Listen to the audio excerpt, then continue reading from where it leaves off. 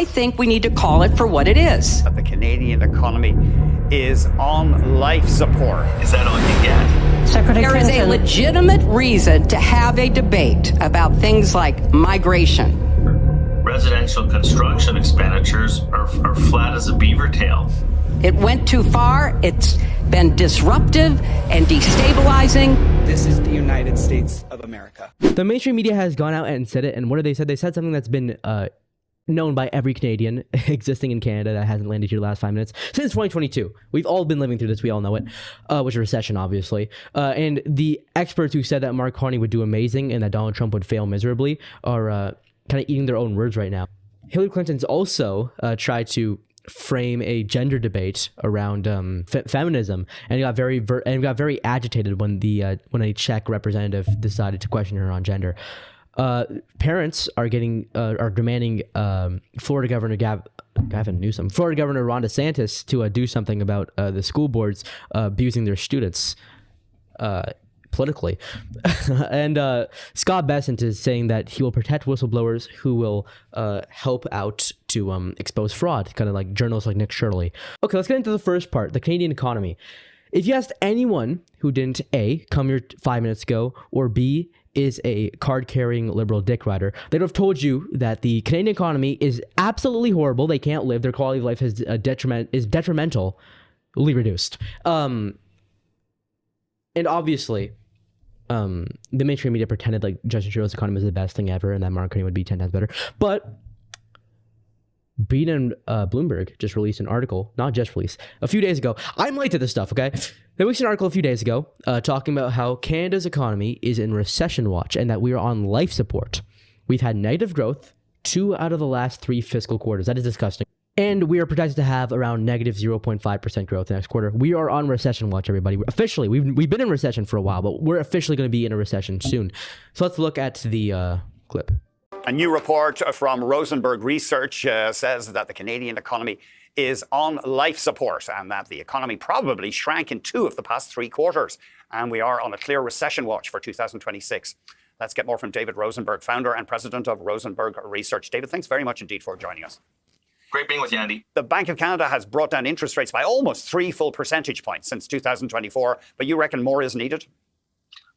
Well, the proof of the pudding is always in the eating. So, the bank has cut the policy rate by 275 basis points. Of course, the only people that borrow at the overnight rate are the banks, and nobody borrows at that rate. And other interest rates haven't fallen nearly as much. When I say the proof of the pudding's in the eating, question is, since the Bank of Canada started cutting interest rates in the spring of 2024, what's the Canadian economy done over this time span? And it's barely better than a 1% annualized growth performance.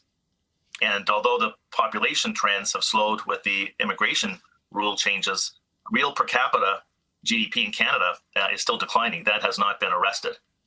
So, I would completely agree that the Bank of Canada probably never should have gone to 5% to begin with. So we came off rates that were very elevated. But it's clear to me, unless the policy lags are just a lot longer this time around, that if this is what 275 basis points of Bank of Canada rate cuts delivers, the grand total of a 1% growth economy, the next question is that all you get? No, that can't be true. I was reliably informed a lot of different things. First of all, which is that Mark Carney was an amazing economist. He couldn't have advised Justin Trudeau to tell his minister to not increase rates to 5%. Why were we there in the first place? Yeah, as Rosenberg said, why are we there in the first place? 5% is disgusting, obviously. And we've cut them by 3%. That's almost as much as we cut them during the Great Recession in 2008. We've cut them by almost as much as we did during a full-blown recession where all the stock markets crashed and thousands of people lost their jobs and homes. And we somehow experience 1% economic growth per quarter when we're not in such a recession. We cut rates by almost the same amount as the Great Recession. And our economy is still ticking down every single quarter. That's disgusting, obviously. But then he came into office, and then he has the most outrageous budget of all time, which is going to increase the deficit by a bunch of billions. So he's not a good economist. That was just a whole mainstream media lie. He was this UN economist, this expert, this guy who studied at all these prestigious schools. He carried Canada out of a recession. He was an amazing leader of the Bank of Canada and of the Bank of England. No, he wasn't. Okay, and he's not proving to be a good economist right now either. Justin Trudeau's economy was amazing. It was perfect. There were no flaws in it whatsoever. And obviously, no Canadian believed that at all. It was a horrible economy, actually. None of us could survive after that. That's why his polling was so low. But they never admitted it, and now they're finally admitting that, the fact that we only had 1% growth with a 3% interest rate cut, and that we got to 5% in the first place is disgusting and horrible. This kind of reminds me of the interest rate policy in the wake of the 2007-2008 banking crisis.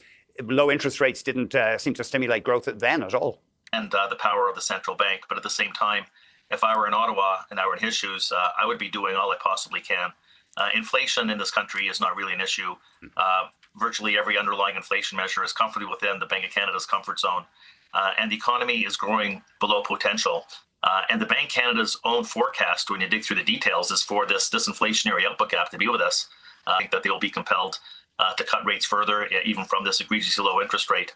And I think the Canadian dollar, which I had been bullish on tactically, is going to come under some renewed downward pressure at the same time, because there's a case to be made that the Fed probably doesn't do anything at all, at least through the first half of the year. We have a chart from you guys just showing real GDP year-over-year percent change going back to 2022, and it shows a relentless decline. Yeah, we're running in growth, I should say. Sorry, go on. Sorry, David. Yes, go ahead. Oh yeah, we got the monthly data late last week. The GDP trend is running at roughly 1%. The fourth quarter sequentially, as you mentioned in your preliminary remarks, is probably going to be fractionally negative.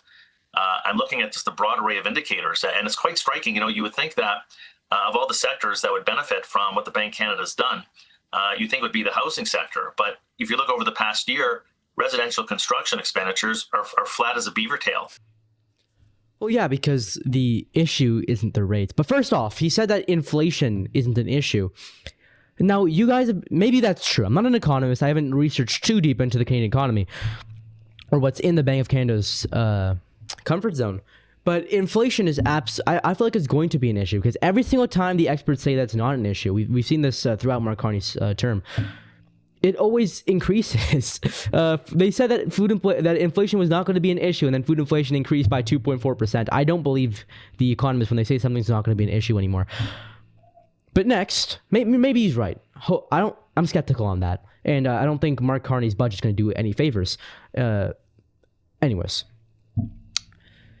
Do you see that chart? Do you see that chart? That chart's disgusting. Okay, that chart's absolutely horrible. Next, you pull up the residential housing prices. Residential construction is flat as a beaver tail, because the underlying issue isn't the rates. No matter how much you cut it, I don't think it's going to go up. Maybe marginally, not too much.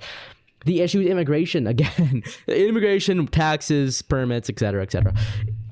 These are all the problems with Canada. We need to eliminate the capital gains tax. We need to drastically reduce federal and maybe provincial income tax. I don't know how we're going to get all the provinces to do that, but reduce all those taxes and heavily cut permits, cut sales taxes, etc. We need to cut immigration down to zero, deport everyone who came in last 10 years, obviously. Anyways, that is the underlying cause and the solution to it. Rates, maybe they'll help marginally. I don't think they're going to help too much. Well, the second quarter, we shrunk by 1.4%. I forgot what we did in quarter three. I think it was marginal. It was a marginal increase. And then this quarter, we're predicted to shrink 0.5%. So third quarter was around 1% increase. This quarter, we're about to shrink 0.5%. It's over, dude. If we don't get a spring election, it might be over. Because Mark Carney is going to keep flooding our country with immigrants. Mark Carney is going to keep the taxes the same, except for going to be a $200 average tax decrease for the average family. And he's going to do stuff that's just going to maybe slow down the decline. But in the end, it's going to end up in the same place. Either the same liberals you elected in 2015, 2019, 2021. But let's look at Trump's economy now. So we got that. We got the GDP. Trump's economy shrunk 0.5% in quarter one, grew by around 3% in quarter two, grew by 4.1%, surpassing expectations of 3.7% in quarter three, and is projected to go up to 5.4%. Now look at the jobs. Mark Carney's economy in Canada, we were predicted to have a 7,000 job gain. If you look at this Bloomberg article right here, we have a 25,000 job loss. They say that it's because of part-time jobs. But if this was true in any sense, then why were you predicting 7,000 in the first place? And if we look at the United States of America, they're going to the same issue. The part-time jobs from Christmas, from all these new different celebrations, from the winter break. They also are experiencing the same thing where part-time jobs are obviously going to go down. But the thing is, they were predicted to have 65,000 jobs. They pulled over 130,000. Inflation is at its lowest point in 5 years, 2.4% in the United States of America. And you're telling me that it's because of part-time jobs and it's not that bad, Bloomberg. Really? Really? Are we being honest here, Bloomberg? No, we're not. Trump's economy is amazing. Our economy is not. And it's because of immigration. And it's very clear that it's because of immigration and taxes and stuff like that. Okay, let's go on a bit of a Twitter run here. So for the next piece of news, furious Florida parents are now demanding that Ron DeSantis take immediate action against the Florida Teachers Union after representatives said it is a requirement for their children to be used in protests against immigration enforcement. I have not uploaded a video in a while because of finals and because I'm lazy. But there's a lot of stuff to talk about ICE in the grand scheme of things. Even if you do hold to the leftist account that what the shootings of Alex Pretty and Rene Good were bad, which I believe they were. Rene Good was self-defense, obviously. I think that's justified. Alex Pretty, it was a communication error and was completely unjustified. But anyways, even if you do take this into account, our ICE has largely been doing good and is necessary for society to function. So when Florida students are confronted with videos of ICE raids, of families being torn apart, and of Americans being murdered for using their constitutional rights, they respond. They organize. They speak out. And they do what American students have always done in moments of injustice. They stand together and demand safety for their peers, their families, and themselves. And that response, while framed by some politicians as radical, is rather reasonable. It's rational. And in a moment like this, it is required. To any students being told that they do not have the right to speak out or walk out on their campus, I want to be clear. This is the United States of America. I like how he said it's the United States of America while you're advocating for the destruction of the United States of America and for there to be no borders that distinguish it from other countries. As Michael Knowles put it, the most fundamental right of a political community is to decide who is in and out of it. If the United States or any political community cannot do that, then they lose, in any meaningful sense, the attribute of being a political community. They lose, in any sense, their identity as a political community or as a community in general. So I find it very weird that you say it's the United States of America when you want to make it Mexico. No, students should not be uneducated high schoolers. Okay, I'm an uneducated high schooler, I admit it. But uneducated high schoolers should not be involved in protests they should at least be able to engage a debate with someone their age who's on the other side and win for them to be able to do that. I think that's the requirement for engaging in a protest as a high schooler. You have to engage with someone who's also your age, who believes the opposite opinion than what you believe, and you should be able to win. High schoolers who are unwilling to hear the other side's position should be allowed to do such a thing, or should even be maybe allowed, sure, but they shouldn't be encouraged to do so. I understand why the parents are furious. This is clear partisan indoctrination. So next, Treasury Secretary Scott Bessent has just announced that whistleblowers will be able to report and expose fraud being committed and will receive 10 to 30% of fines imposed on fraudsters. Let's watch the video. We are encouraging whistleblowers who know about fraud, people who are stealing from the American taxpayer, to come forward. At Treasury, we're setting up a website, and we will be giving rewards up to 10 to 30% of the fines that we levy. Okay, so this is amazing. So this isn't really about whistleblower protection, but encouraging whistleblowers. But let me just say, I think whistleblowers should be protected at all costs. Doesn't matter if you're left, right, libertarian, authoritarian, does not matter. I don't care if a whistleblower leaks all the information about Trump there is and he gets impeached because of it. I don't care. All whistleblowers deserve to be protected. And now we can encourage whistleblowing.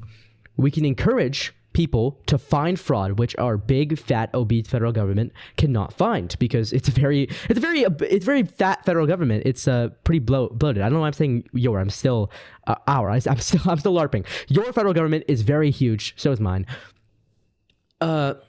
But yeah, people should be able to expose fraud. People should be encouraged to expose fraud. As he said, on the American taxpayer, you are paying for people to scam you, and that shouldn't be allowed. So whistleblowers are especially in this case, are an amazing tool and asset to society, and they have an incentive to do it because now they receive 30% of what they have exposed, or not. They obviously not the scam money, but they get 30%. Up to 30% from 10 to 30%, off of the fines against the person who they've exposed. So now there's an incentive to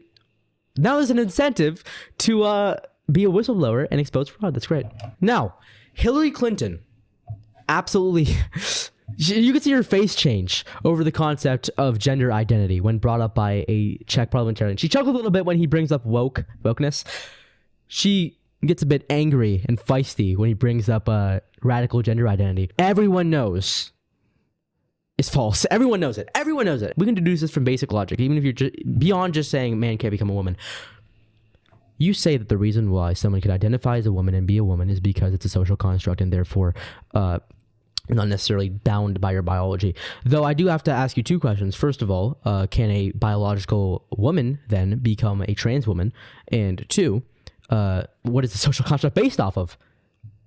Sex, obviously. It's based off of biological sex. So that completely disconstructs the argument. But even if they say, okay, yeah, sure, it's based off of biological sense, does not matter, you can still change it because your pronouns are social constructs. The way you act and present yourself is a social construct. You should be able to identify as that. Okay, well, in that case, the age is a social construct based off the biological reality of how much time you've been out of the womb. Would you then say that you can identify as 73? Can I identify as a 15-year-old boy, as a 21-year-old woman, and go drinking? I don't think I can.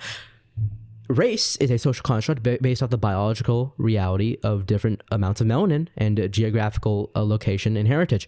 Could I then identify as a black man? Can I say the N-word now? I yapped for too long. Let's get into the video. We saw the cancel culture.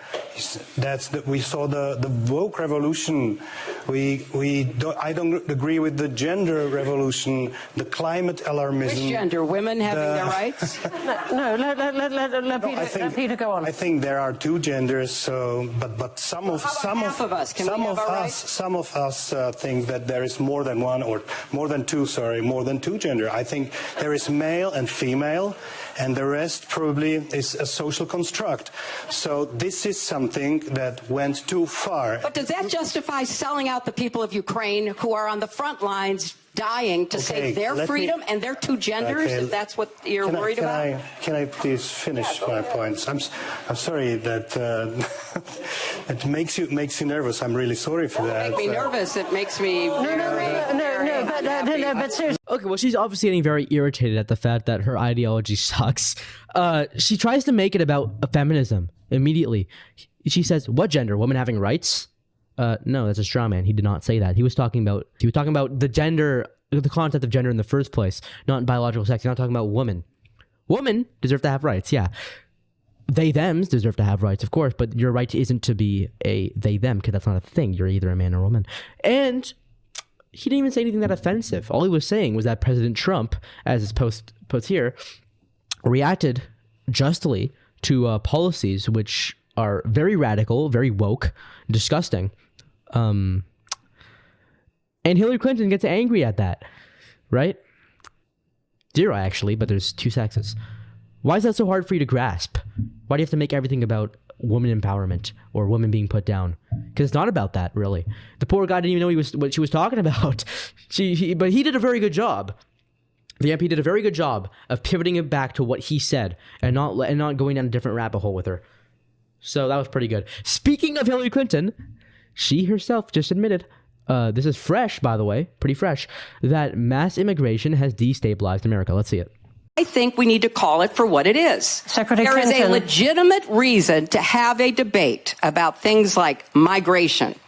It went too far. It's been disruptive and destabilizing, and it needs to be fixed in a humane way with secure borders that don't torture and kill people.